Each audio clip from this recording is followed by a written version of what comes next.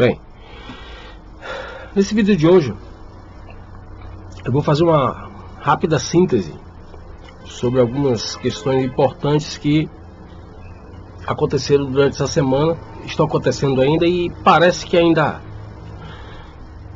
esses fatos serão notícias por um bom tempo. Primeiro, antes de tratar do assunto, eu quero agradecer ao pessoal que está colaborando com o canal, comprando meu livro, meu terceiro livro, Novos Fundamentos Epistemológicos do Direito Penal e da Criminologia, e fazer só uma observação importante para o pessoal que costuma comentar nos meus vídeos. Eu volto a afirmar que eu não aceitarei nenhum tipo de xingamento, nem a mim, nem a nenhum dos meus seguidores. Eu tento monitorar o máximo possível todos os comentários e responder aos comentários na medida do possível. E só no último vídeo eu excluí 3 comentários que não tinham simplesmente opiniões discordantes. As opiniões discordantes, elas são sempre bem-vindas, né? Mas opiniões ofensivas, com palavras ofensivas, xingamentos, e esses todos, assim que eu verificar, todos serão excluídos sem nenhum problema, certo? Muito bem. Então eu quero tratar aqui de 5 pontos importantes que transcorreram durante essa semana, como eu disse, que ainda vão transcorrer por algum tempo. Primeiramente, a questão do Bolsonaro em Davos, ou Davos. Muito bem.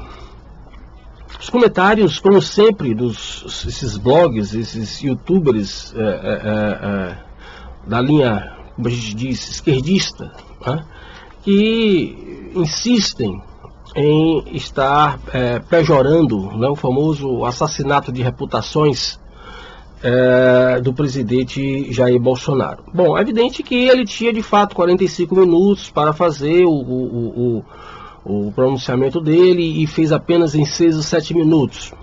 Tudo bem. Mas uma coisa importante, né, é que nos poucos minutos que ele se pronunciou, ele deu o recado que ele queria dar. Isso é muito importante. E mais importante ainda, ele não estava bêbado, não se urinou das calças, como o presidente Lula, quando esteve em Davos, né? Estava bêbado, se urinando nas calças, teve que ser tirado pelos seus assessores discretamente, porque já estava urinado, né? Molhado, as calças molhadas de urina, de tanto beber, né? E também não se deu o trabalho, o nosso presidente Jair Bolsonaro, de fazer, como fez a presidente Dilma Rousseff, quando foi a vez dela, de fazer apologia em Sacavento, né? Então, para o pessoal da esquerda que gosta de delirar, isso não é um problema meu, isso é um problema da psiquiatria, né?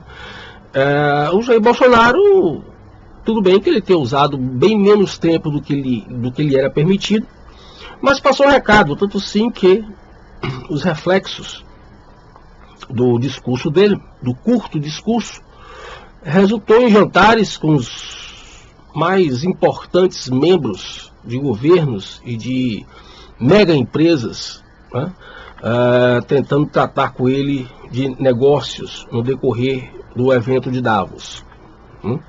Então, na minha opinião, nós fomos muito bem representados, porque dessa vez não tivemos um presidente bêbado mijão, nem uma presidente alucinada propondo em Sacavento, né?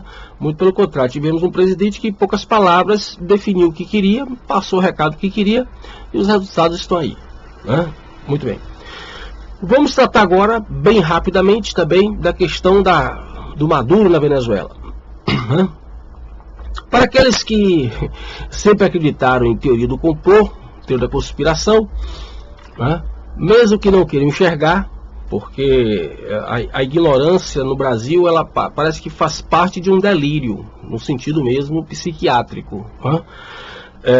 E fecha o indivíduo naquela concepção de mundo que só o delirante pode explicar, né? O Maduro, como a Venezuela, como já tinha explicado em vários outros vídeos, ela foi um laboratório né, para ser aplicado no Brasil e na América Latina. Essa invenção não é minha. Isso tem vídeos no YouTube, como eu já comentei em outros vídeos meus, em que o Hugo Chávez está abraçado com Lula, dizendo que a Venezuela era uma Kombi e que o Brasil era um caminhão, e que era preciso ter muita paciência, esperar o tempo para que, no sentido de que pudesse se implantar no Brasil aquilo que estava sendo já com muito mais rapidez sendo implantado na Venezuela. Já falei em diversos vídeos meus sobre a empreitada comunista, tenha ela o nome que tiver, né? Bolivarianismo, seja lá o nome que for, né? Sandinistas da Nicarágua, enfim, não importa, progressistas, etc. Né? Sempre as estratégias são sempre as mesmas, né? Dentre elas, desarmar a população, dentre elas, levar a população à fome, à miséria, ao desemprego, né? Dentre elas, fraudar, corromper as instituições republicanas para que aquele líder político comunista possa reaparecer, né? Possa se manifestar como um líder salvador da pátria. É preciso quebrar o moral da sociedade, é preciso quebrar o moral das pessoas, né? Levar as pessoas a um estágio de humilhação tal que elas aceitam perder a liberdade em nome de um prato de comida, né?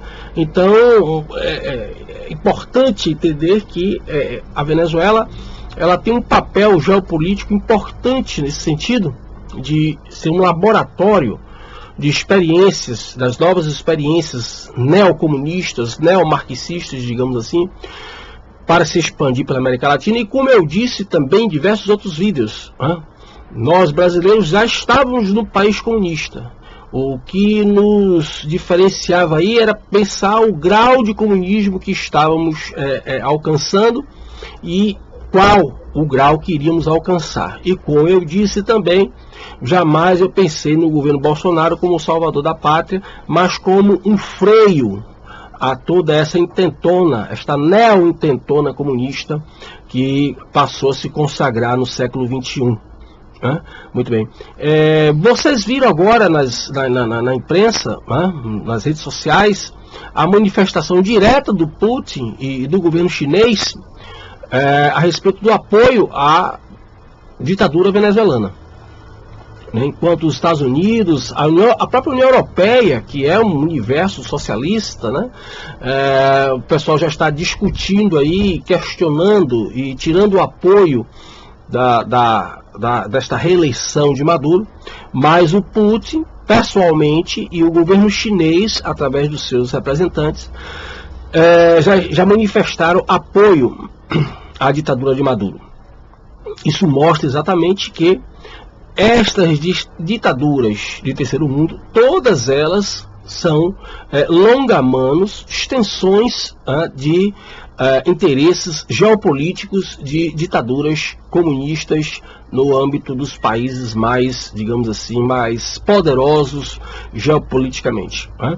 Essa questão trouxe aí até o problema da Highway, né? A ida desses deputados para a China, né? Uma polêmica entre alguns youtubers, né, de destaque, e de fato eu não gosto de ficar citando nomes no meu canal, porque eu não quero me prestar a essas polêmicas difamatórias, mas de fato a denúncia sobre o perigo do Brasil se associar à China, e particularmente a essa tecnologia de imagens que os chineses estão desenvolvendo, é um alerta muito pertinente, né?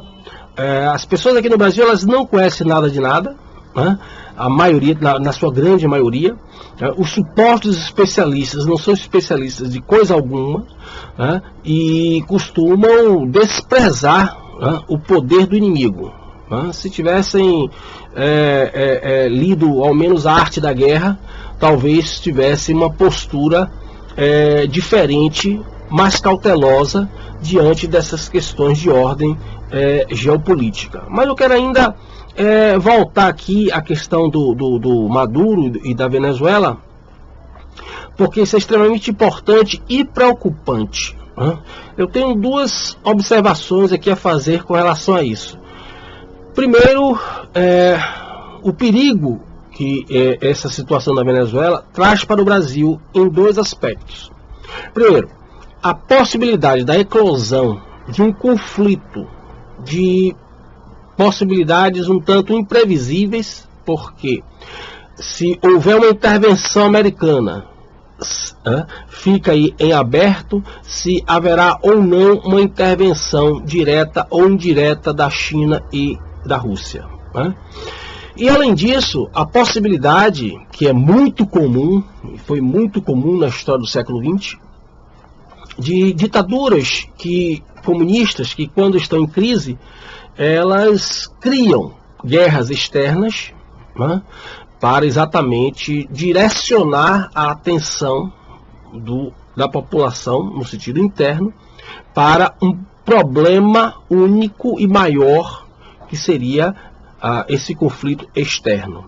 Então, nada impede que esse louco, absolutamente louco, desse Nicolás Maduro, ele tente criar algum conflito armado com o Brasil nesta situação, para que possa aumentar o seu prazo, o seu fôlego de vida no poder, uma vez que este fôlego de vida está extremamente ameaçado, graças ao bom Deus.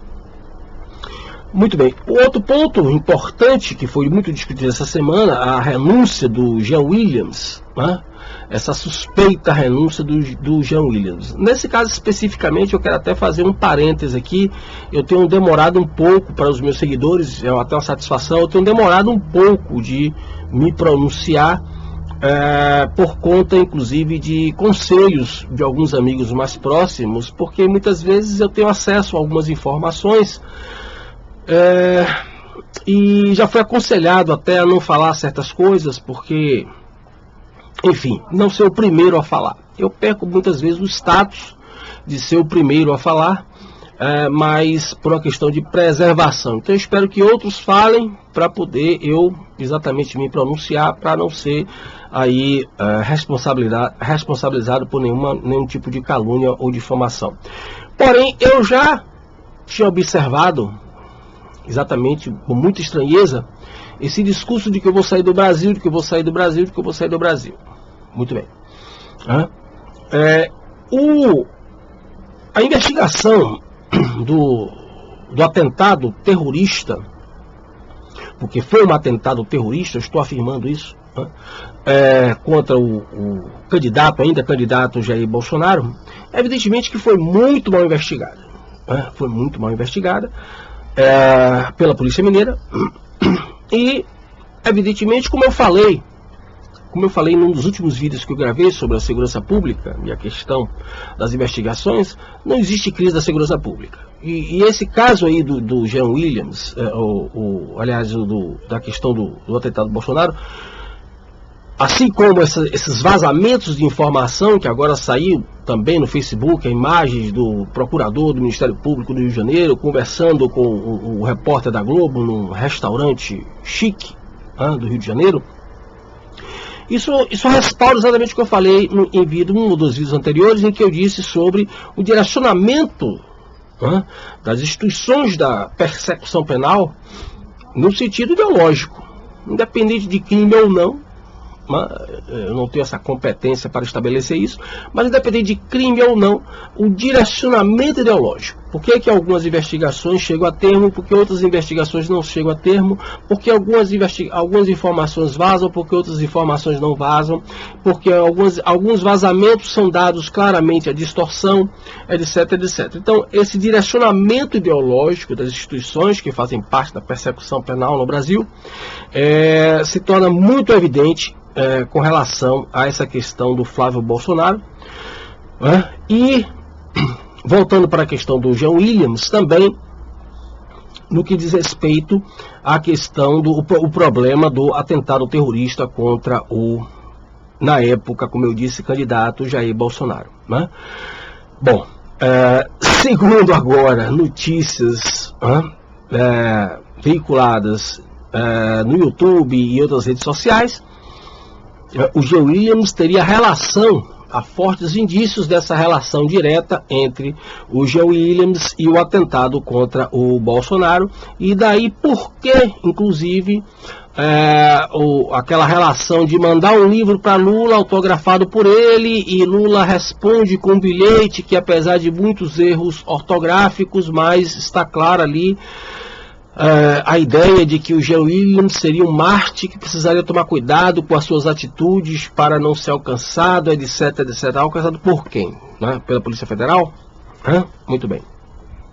E agora, todas as informações levam a crer que ele está se preparando para ser o Bastite 2, né? O retorno, né? Porque vai também fazer alegação de perseguição política para poder pedir asilo em países comunistas, né? Cuba, México, talvez com a passagenzinha inicial pelo Uruguai.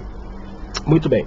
Bom, eu se fosse ele não ficava muito no Uruguai nem no México não, porque tal como aconteceu com o Bastite aqui, eu não conheço o ordenamento jurídico nem do Uruguai nem do México, mas posteriormente a coisa pode se reverter. Fica aqui uma dica para o fugitivo Jean Williams: se ele pensa em asilo, é melhor ele pegar Cuba, porque Cuba é uma ditadura comunista, vai ficar comunista aí, sabe lá Deus até quando, infelizmente. Então é mais seguro ele ficar por lá. E é claro que essa imprensa está berrando, a grande maioria da imprensa está berrando muito, porque esse futuro corte de verbas milionárias para as emissoras de televisão, para os blogs, inclusive a Caixa Econômica Federal já anunciou corte de verbas de propaganda. Imagine quantos blogs não estavam recebendo 20, 30 mil reais por mês para noticiar, fazer propaganda da Caixa Econômica Federal do Banco do Brasil, mas na verdade, aparentemente inocente, falando bem do partido que estava no poder, alimentando toda essa estrutura de corrupção e de destruição das instituições republicanas e da economia brasileira.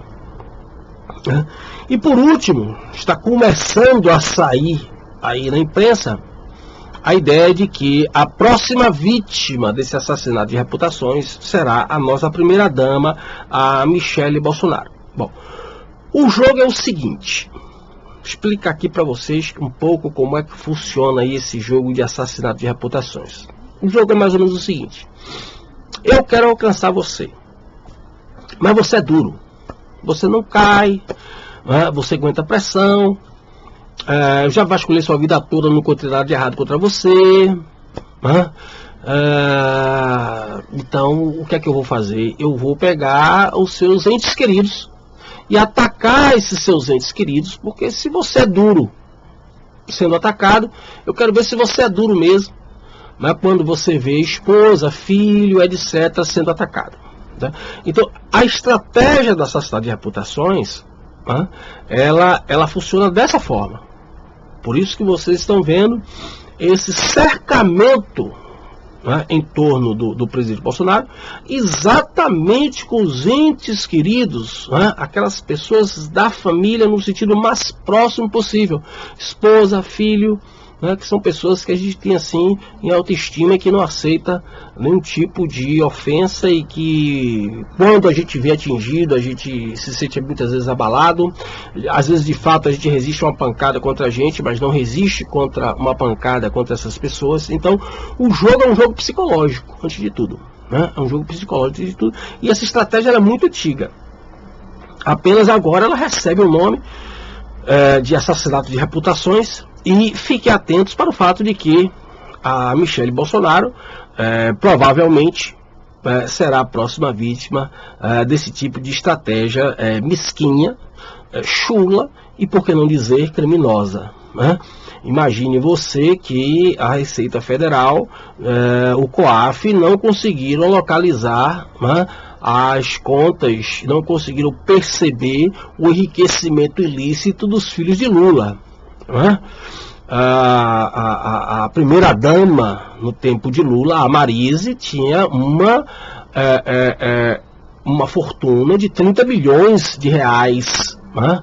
Sendo que nunca exerceu nenhuma atividade profissional lucrativa que pudesse justificar esse tipo de fortuna. E isto nunca foi investigado, nem foi vazado, nem por Ministério Público nenhum, nem por COAF nenhum, nem por Receita Federal nenhuma. Mas, de repente, um cheque de 24 mil reais, nominal, depositado na conta da primeira-dama, pode se tornar um grande escândalo financeiro do país. Então, preste atenção a essas coisas. É claro que, no seu diálogo com os seus amigos esquerdistas, você tem que ter muito cuidado. Por quê? Como eu já expliquei em muitos outros vídeos, a teoria comunista ela é construída para e passo e em oposição à filosofia e à religião cristã. Por isso que não é por acaso que a teoria comunista, ganhe ela a versão e a adaptação que tiver, ela termina exercendo na nossa mente, na nossa cognição, inclusive no nosso inconsciente, uma função de caráter religioso. Então, daí talvez você possa entender porque Lula, para muita gente, é associado a um santo. Porque esta foi uma construção muito bem elaborada por Marx e Engels, assim como outros filósofos satanistas que o apoiaram nessa empreitada, para exatamente construir uma versão anticristã, porém com um efeito religioso na mente, no inconsciente humano, tal qual o mesmo da religião cristã. Então, do mesmo sentido que a religião cristã tem uma perspectiva salvacionista e sacraliza todos os entes que a representam, assim também o comunismo, apesar de ser anticristão, mas herda essa estrutura psicológica já no sentido perverso, pervertido, antagônico, porém que causa efeito muito eficaz no consciente e no inconsciente das pessoas que se deixam levar por essa perspectiva teológica antropológica. Então talvez por isso você possa entender em rápida síntese por que pessoas idolatram um penitenciário que quebrou o Brasil. Porque pessoas acreditam que o senhor Jean Williams está sendo perseguido por alguém que precisa sair do Brasil porque está sendo perseguido. Quem vai perseguir Jean Williams? Quem quer saber de matar Jean Williams? Pelo amor de Deus. Quem vai concorrer a um homicídio, quiçá qualificado, para matar uma besta fera daquela? Só um imbecil. Um cara que vai tentar matar Jean Williams não era nem para ser sentenciado em prisão, vai cumprir pena. Era para ir para um hospício e ficar lá, numa medida de segurança, até saber Deus quando. É um indivíduo que tem problemas, um homicida de Jean Williams, uma tentativa de homicídio contra Jean Williams, denota não só uma índole ruim, mas problemas psiquiátricos. Ninguém vai querer matar Jean Williams, não. Entendeu? Essa maluquice dele, pior ainda, a maluquice de quem acredita.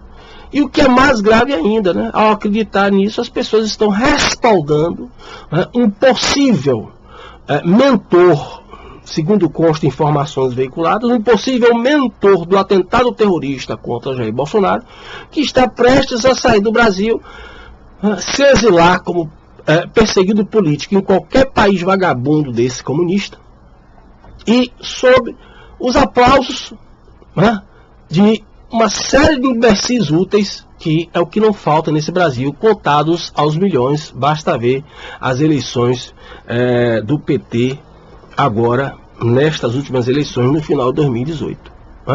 Então eu espero que este vídeo tenha esclarecido algumas coisas para você. Espero que você pesquise sobre isso. E acompanhe atentamente o desdobrar dessas questões, para não se deixar cair em armadilhas sorrateiras desses blogzinhos, essas páginas do Facebook aí, essas coisas todas, que aparecem sempre elogiando aí do bandido, né? O bandido de estimação virou uma coisa, uma praga no Brasil. Tá bom? Muito obrigado pela sua atenção.